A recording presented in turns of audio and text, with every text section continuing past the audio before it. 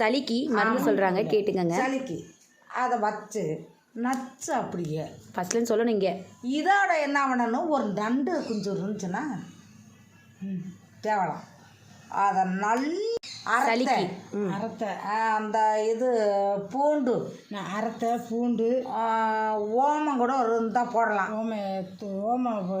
ஓம ஆமாம், துளசி இதுலேயும் அந்த தலையெல்லாம் இங்கே இல்லை. நான் வந்தால் அப்படி இருந்துச்சுன்னா நான் பிடிக்கும். காசு கொடுத்தாரு நண்டு அப்படி சொல்லாத. நண்டு இந்த இது நொச்சி தலை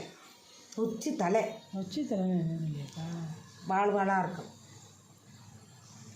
ஆரிசி பயிர் தலை மாதிரி.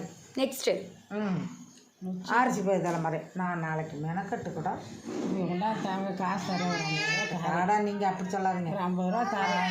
என்னென்ன இலையா நான் அங்கே வேணும்னா பிடிக்கிட்டு வந்தாத்தியா. நொச்சி தலைங்கிறீங்க. ஓமம் இருக்கு.